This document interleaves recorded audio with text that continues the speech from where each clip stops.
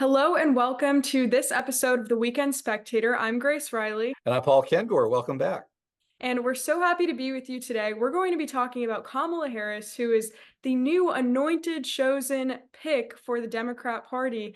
But first, before we get into that and all of the crazy breaking news that's happened with that throughout the past week since our last episode, we're going to be talking about the Olympics, which started crazy, but also has a lot of craziness going on where gender ideology and the wokeness of it has come up over the past few days because there was an instance of a man competing against a woman that didn't go so well. Pretty crazy.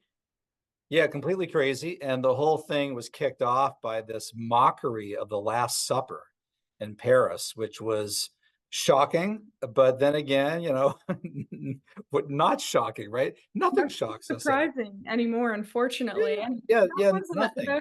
I was just trying to enjoy my weekend last weekend, and all of a sudden I see some notifications from X, and it's like, all right, here we go again. We can't Yeah. have one day without some absurd, ridiculous thing happening like this. Yeah, that's right. And when I watch something like that, I want to boycott the Olympics, right? And it puts you in kind of a bind because you don't want to penalize the athletes who, many of them who agree with us and are disgusted by the mockery of the Last Supper. And so you feel like you're boycotting them and their achievement. And all of that makes it even worse, right? What the organizers have done, right? Kind of like, oh, I gotcha. You're going to watch it anyway. We're going to stick it to you, right? Yeah, go ahead and boycott it. You can't, right? You can't. I was at a wedding shower it was on Sunday here in Grove City, and a bunch of the guys all left, and we went over to Permane Brothers over here. I'm in Grove City College right now, Institute for Faith and Freedom, and we went to Permane Brothers at the Outlet Mall. And it was the day after, I think, the mockery of the Olympics, or maybe 2 days after, and all the TV screens. So it was like earlier in the day, I think the Pittsburgh Pirates were in Arizona. They weren't on TV. So what could we watch? The Olympics. The Olympics was on. And so I'm thinking, no, I can't watch it because of what they did, because they mocked the Last Supper. Then again, I'm watching um, these amazing American athletes, two women in the women's swimming, and a guy, Hobson, I think it was, in the guys swimming, and their great achievement. And I don't want to not watch them because of this, but this is what they do with their culture war, right? They always accuse us of wanting to engage in the culture war. No, they're the ones who are shoving it down our throats.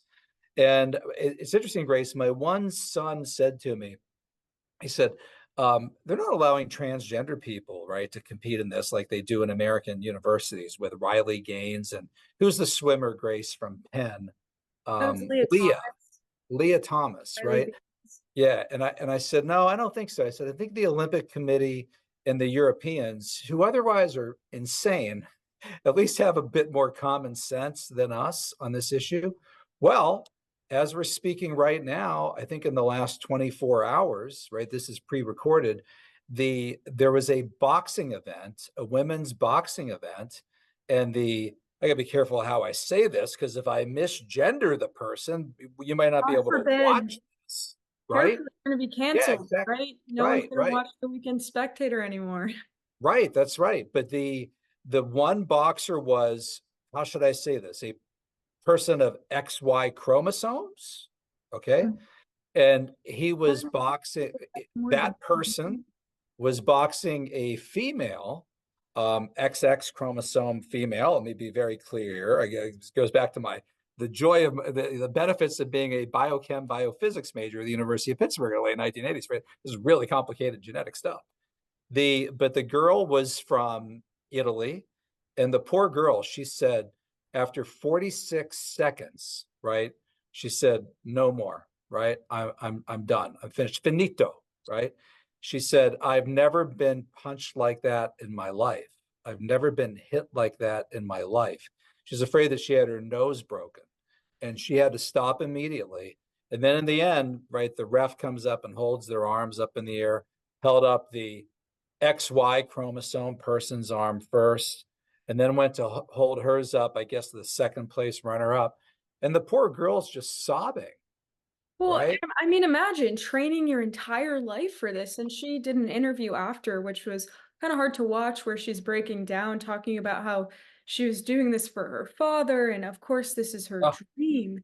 Imagine that being taken in that way. I mean, it's horrible. It's horrible. It's a disgrace. It's unacceptable. And a lot of people came out commenting exactly that. A lot of bigger figures came out commenting exactly that, directly following it.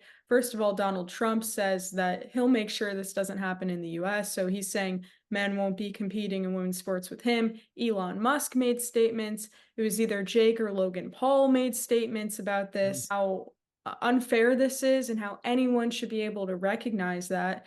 One of them even put out a poll saying, is it transphobic that I have the opinion that men shouldn't be competing against women? Most people said, no, it's not transphobic, but there was a chunk that said it was. I'm sure there was. I'm sure That's the there was. battle that we're fighting. And not to mention, with the craziness of this, it's important to note that guess who is supporting this and pushing for it? Kamala Harris. Yes, yes, Shapiro, all right? These people right. were the top of the Democrat Party right now, the face of it, the Yeah. ushered in. And yeah, this is the most ironic part about the whole thing, the party that whines and whines constantly about democracy. The other Mhm. side is a threat to democracy. Trump is a threat to democracy, saying things like that all of the Well, and time. what about women's rights, right? What And, about and, women's and rights too? yeah, and in fact, I mean, you could argue that this was I mean, this was like, you could argue that this is abuse, right? Of a male against a female, biological male against a biological female, right? Now turned into an Olympic sport where a biological male can punch a girl in the face. And she's saying, no, he shouldn't be allowed in the ring with me. She's not allowed to say that. By the way, interestingly, the Italian prime minister, right, Giorgia Meloni, she's great on this issue. She's really good on this issue. Pope Francis is really good on this issue. He's called gender ideology demonic, Good. right? Going back, to the start of his papacy in 2013. The Italians are really good on this issue. This time last year, I was in Italy and I wrote a couple pieces for American Spectator. Maybe we could put one of them up on the screen. One was that I appreciated when I was in Italy that the Italians, even though they have lower church attendance than they used to, they don't go to mass as often as they used to. In some ways, they're politically left leaning, but it's still a traditional country where gender roles and identity are still clear. I mean, just the mere language, right? A word can end in A, that's feminine. It could end in O, that's masculine. But so the Italian people were really upset about this and really stood behind this girl because they were appalled that she could get into a boxing ring and get beat up like this and lose.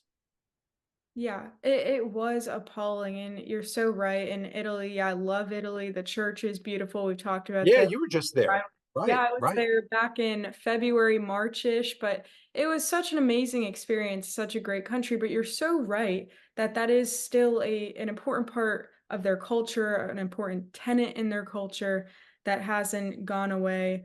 Yeah. So Feminine women, masculine men, the mother, the madre, right? The father, family values. family values, and a basic understanding of human biology, right? And it's interesting too when you watch some of these sporting events, and I didn't get to hear enough of that particular boxing match, but the commentators have to be so careful, right? You could tell they're walking on eggshells, right? If they misgender the XY chromosome person throwing the punches, if they don't say oh, she's really upset. Oh, she must be thinking about the loss of her father here. No, she's upset because she's getting punched in the face by a guy, right? And she's been training all these years and she's going to lose to somebody who's not even her same biology. She's crying at the incredible injustice and humiliation, and that no one's standing up for her on this. I mean, it's a crying shame. That's why she's so upset. Yeah, it's horrible. And the fact that this has even gone this far is pretty amazing. A few years ago, so when I was in high school, I did cross country and track. So I was a female athlete. I wasn't crazy good or anything like that. but I was at the state championship. So they have states, state opens where you compete to go on to the next level, which puts you in positions for scholarships, Yeah. and to get to nationals, obviously. So you're competing as far as you can go. And I was actually at the race where all of this kind of blew up for the first time. So there were Oh, two. you were at the in Connecticut. Yeah, yeah, yeah.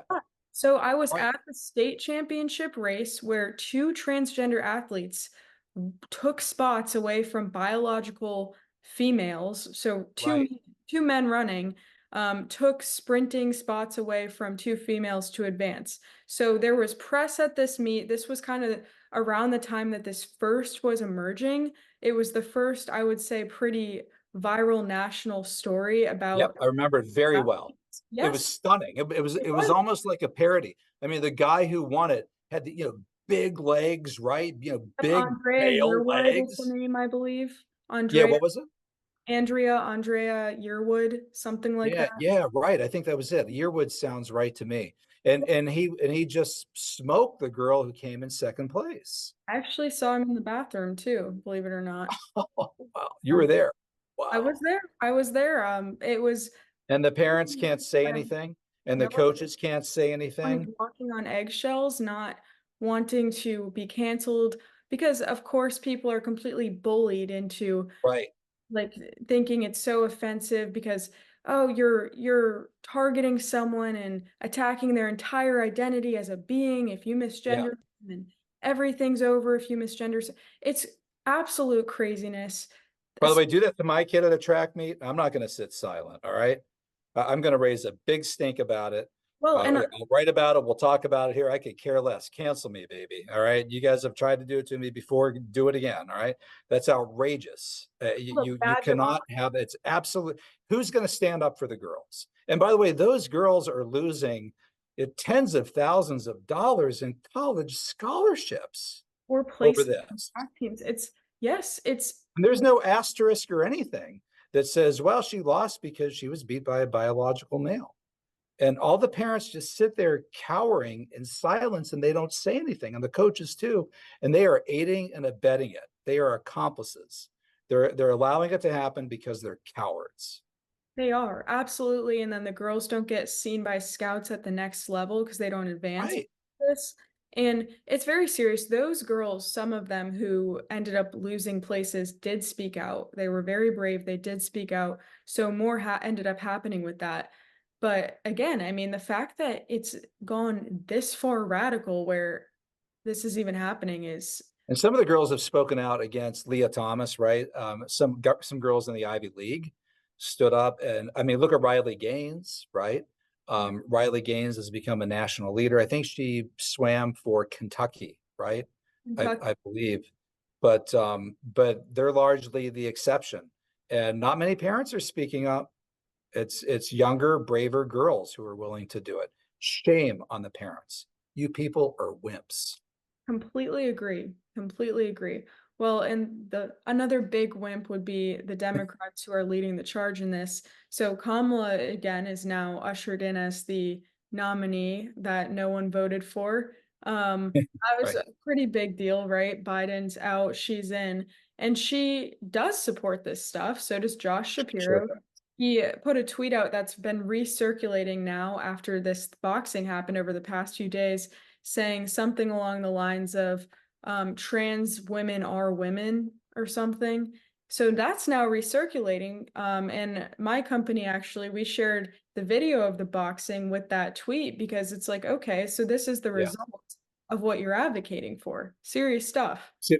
This is you're really onto something significant here because, right, the who's Kamala going to pick as her running mate, right? Which person as a vice president? So we at the American Spectator, in fact, our chairman of the board, Paul Charnetsky, even suggested this. He said, editorially, you guys should go and do a number of articles on some of the potential VP picks, right?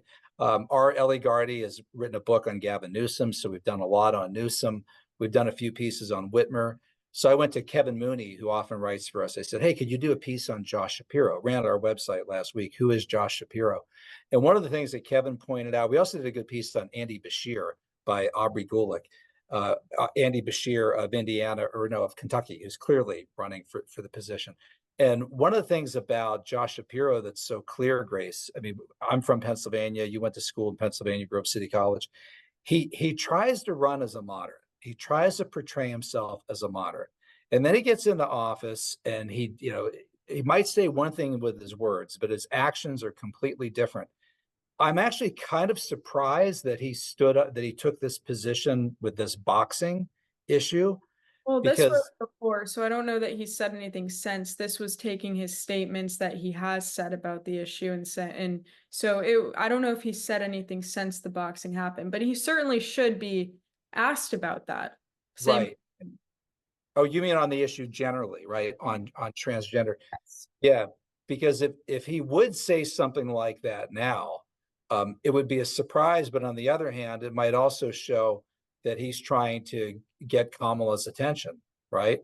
Because a lot of these people, Andy Bashir in particular, they're clearly kind of campaigning for that VP position. And I'd put the top choices probably Shapiro, Bashir, maybe Kelly in Arizona, quite possibly. You're hearing his name a lot. Paulus, the governor in Colorado, is another. Some people are mentioning Governor Moore in Maryland. Uh, Whitmer, possibly in Michigan, could be another. He had to And, say. and it could still be Gavin Newsom as well. But one thing that's clear is, yeah, Kamala is going to be the running mate, or not the running mate, the nominee. And she is just a horrible choice. She was a horrible choice by Biden in 2020. She's very unlikable, very unpopular. She's more unlikable than Hillary Clinton. Oh, And by the way, her likability numbers are actually, her personal approval numbers are actually lower than both Biden and Trump. So, I mean, look at the Real Clear Politics numbers. She's not liked. yeah, and what I think is so interesting, just watching over the past week of what's transpired since she's become basically the nominee, is even with that being true, so even with her likability being so low, even Democrats didn't like her. She wasn't their Right. nominee for a reason years ago. No one has liked her this entire time, but all of the sudden, Yeah. you just look at the news, it looks like everyone loves her. It looks like she's this high exalted hero. And that is extremely interesting just to watch the way that the media completely has used every tool in their box to put her up on a pedestal and create the image that she's this liked, very Right. high esteemed candidate all of a sudden because she's never been that. She's never had significant political accomplishments that people really got behind and wanted to support her through. And even with all this going on over the past few weeks, there have been a variety of videos going viral, recirculating of her making all sorts of absurd statements. So saying Mhm. that she wants to completely ban fracking, that she's in favor of that. Videos Right. of her saying that guns should be confiscated, that there should be a mandatory buyback, that we should follow in Australia's footsteps, which does that, does the confiscation. Completely absurd statements. And even on the border, saying that we should consider granting mass citizenship to all of the illegal aliens in our country. And of course, with that amnesty, she's against policies that would ensure that people have to show identification when they vote. So there's all sorts of very radical positions. Abortion is another one that she's Right. extremely radical on, about as radical as you can get. And yet we're seeing the media put her up on the pedestal like everyone loves her. But again, as far as policy goes, it's a complete disaster.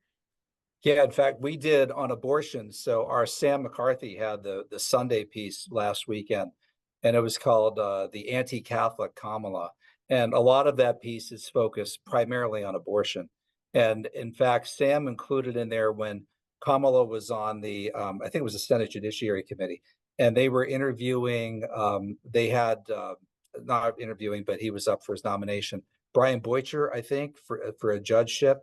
And Kamala had this just ridiculous statement where she said to him, "I see you're a member of the Knights of Columbus." right? And she said, do you know that, in fact, you could probably put up the exact quote, but it was something like, you realize this organization is against abortion, right? It's some sort of an extremist organization. He's like, well, yeah, it's a Catholic organization. Of course they're against abortion. And the Knights of Columbus have been around forever.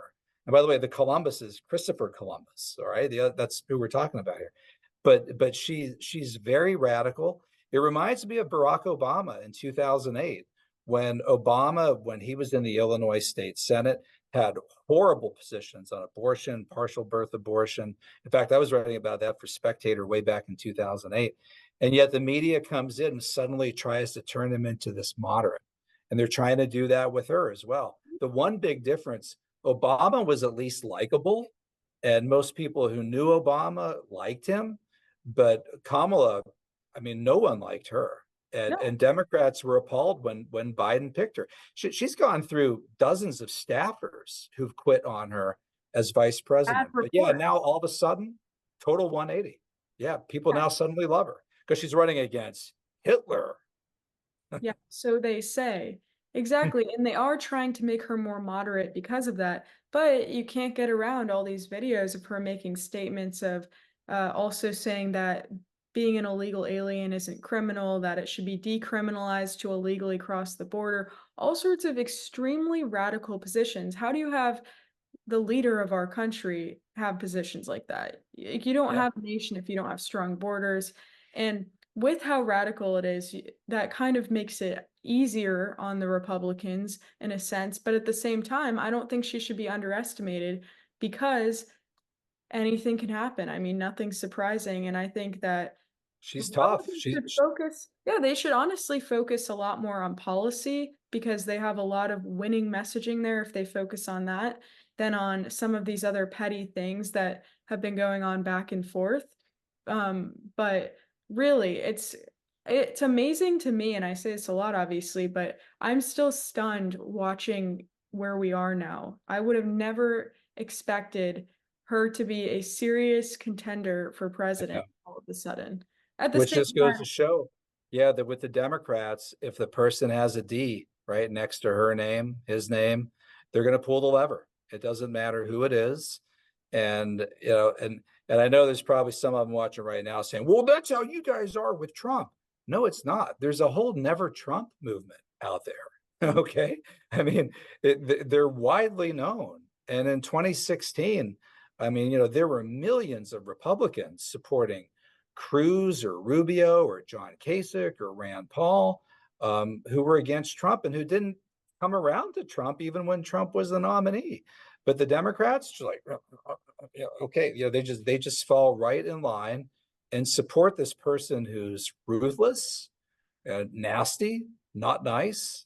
And now you look at the Real Clear Politics average. I think she's like 2 points behind Donald Trump. It's like 48-46. And in some polls, she's dead even with him. And some she's ahead. And it's like, why all of a sudden does she automatically just go boom right there, neck and neck with Donald Trump? Because she's a D. She has a D next to her name. And for a lot of Democrats, many Democrats, most Democrats, it's all that matters. yeah. Well, and they weren't even given the choice, obviously, to support one candidate or the other. But she's also been Right. dodging media interviews, so she hasn't held a press conference, done any interviews since this all happened. Yeah, Uh, just like Biden. yeah, so it seems like the strategy is to hide from that sort of thing and hope that Right. media's hard work will boost her ahead.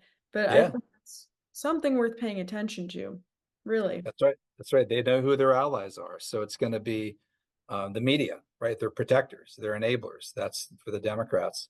So it's going to be a tight race, probably. And I like to say, I can't imagine this country electing somebody like her, that radical, that unliked, that kind of ruthless. But it wouldn't surprise me. Nothing would surprise me anymore. Same. Well, and I think that's why it's important to, Guys beating up girls in the Olympics and boxing matches I know, doesn't right? even surprise me. Exactly. It's completely crazy, but that's why I think just kind of focusing on and hoisting up the issues that are important to us and explaining, okay, this is why we should really care about XYZ and why it's important to elect um Trump or elect someone on the right into the White House because with how radical the left is, I mean, there's a lot more where this came from as we're seeing. So it is really crazy, but we have to wrap up for this week's episode. Any closing thoughts? No, no, I would just say, yeah, for a lot of people on the right, for conservatives today, a lot of them still they might even have misgivings about Trump, but they feel like if Trump's enemies are people like Kamala, and if voting for him can be somewhat of a bulwark against things like people on her side, Kamala's side, supporting guys in boxing beating up girls, then they're willing to vote for Donald Trump. And for the people on the left who don't like that, you can blame yourselves for it. Why don't you guys, why don't you Democrats try just once in some 4-year cycle nominating somebody who's a decent moderate as your party nominee? But you won't do it. You won't do it. So you're going to give us instead someone like Kamala Harris, and then you're going to complain about the choice the country has in 2024. Can't you do better than that? Hillary, Biden, and Kamala, of all things? Please. Yeah, it's crazy. And that's a perfect note to end on. I couldn't have said it better. Well, thank you so much, everyone, for joining us this week. Make sure that you go to spectator.org for more and that you share this with all of your friends. You like, subscribe, and stay up to date with the latest episodes of the Weekend Spectator. See you next week.